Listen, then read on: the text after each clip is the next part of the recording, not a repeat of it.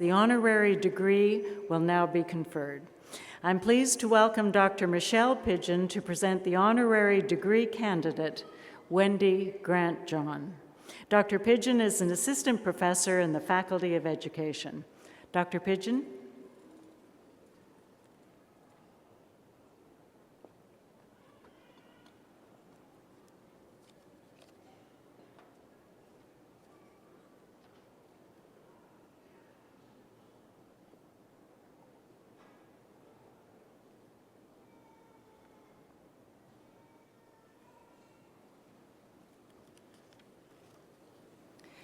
Madam Chancellor, I raise my hand in recognition that we stand today on the traditional unceded territory of the Coast Salish peoples.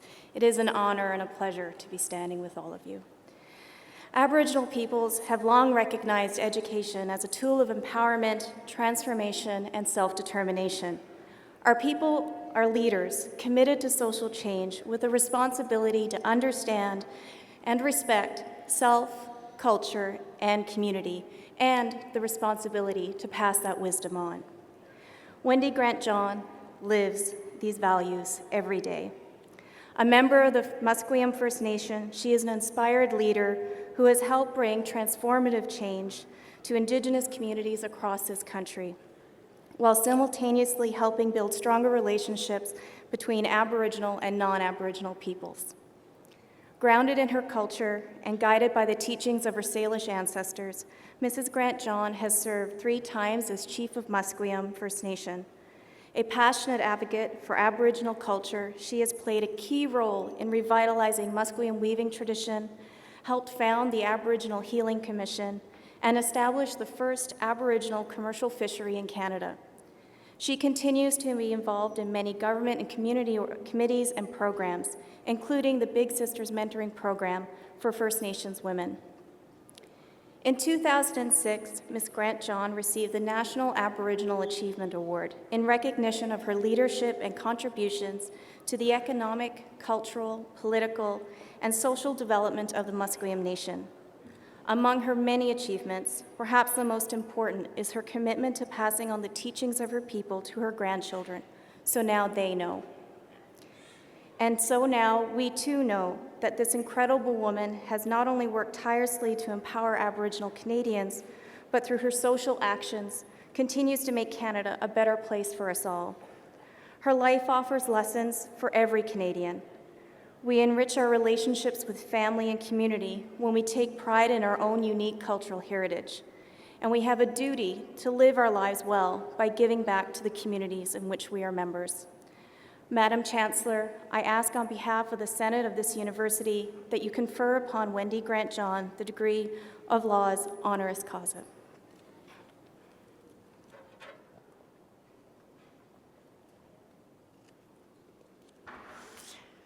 Wendy Grant-John, by virtue of the authority vested in me and in the Senate of this university, I hereby admit you to the degree of Doctor of Laws, honoris causa. Dr. Grant-John will be hooded by Dr. Bill Crane, Associate Vice President, Academic, and Dr. Kate Ross, Registrar.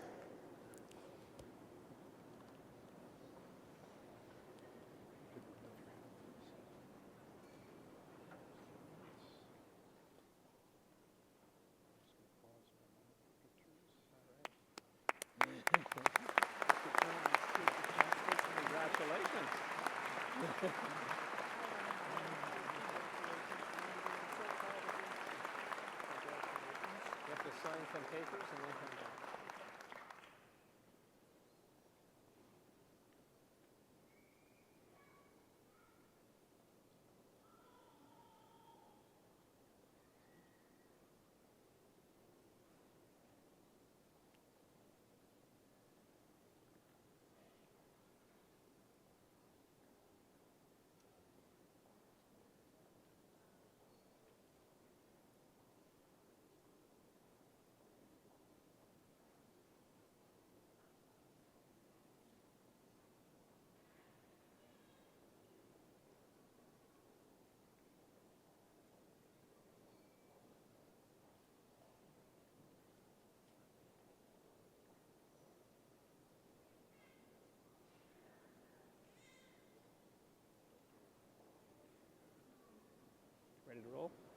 your speeches here, so I'll just introduce you. It is with pleasure that I now call on Dr. Wendy Grant-John for her convocation address.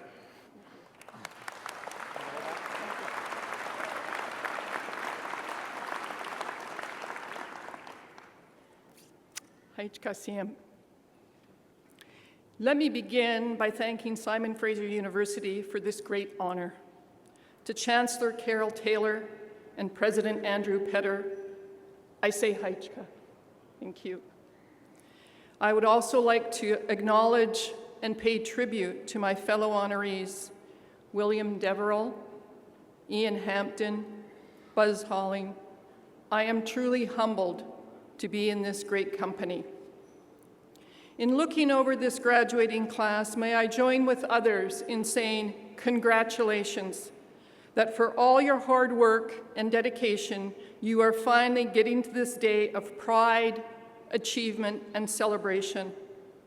I recognize that in order to get here, you have had the support from your family, friends, and of course, many dedicated educators who all take great pride and share in your accomplishments.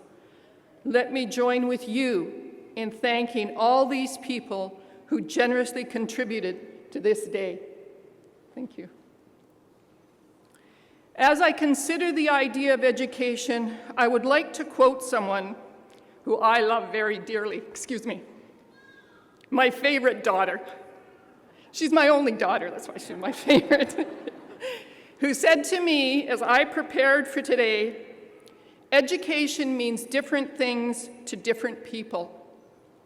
I was struggling with so many different thoughts which I wanted to share with you and concluded that as much as I didn't want to admit it, actually, she gave me my opening statement. I wanted to be sure that the messages I was considering were not perceived as being negative and critical of our education system, which we all celebrate today. Because while we celebrate your achievements, we also benefit from all that you have accomplished. We are all better off as we share in your success. I have been trying to capture what the sharing of knowledge means and how I was going to share my experiences as a proud First Nations woman who had nothing but negative feelings about my education experience in the public school system, while still holding such a strong belief in the need for our people to aspire to higher learning. I thought about how the knowledge that I was able to gain outside of the academic world was as important in my education as anything which I learned in public school. For I truly believe that the teachings, traditions, and culture of my people are at the same level of importance, not of a lower or higher importance, but equal to the academic education we received outside of our communities. I remember clearly standing on the dirt floor in our longhouse a number of years ago, having been called to speak at a traditional naming ceremony. When I looked at the young people gathered in a longhouse, it became crystal clear to me what needed to be shared. And it was this. Although everything which was taking place and being said was not written down, what they as young people were witnessing was the opening of their ancestral history books. Their ancestors' knowledge for them to hear, to understand, to absorb, and to use. Their ancestors had chosen and developed this unique way to pass on their knowledge, and they were participating in a different way of being educated. If we could somehow come to accept that this process of teaching and sharing of the knowledge of our people is as important to their education as every written book they read in school, it is for me and my people crucial to have the academic world and the larger society acknowledge, understand, and respect that while our way of teaching and education was different, it was no less important to our society as a whole than any other form of sharing. I had been thinking of this idea for a while. Then I opened the newspaper on Monday, October the 3rd, to see the headlines, which read, "Elders bring cultural wisdom to SFU campuses." I thought, oh no, that was the message I was planning to deliver at the Simon Fraser University ceremony today. I have to say to you, Andrew Petter, thank you for hearing my message before I gave it.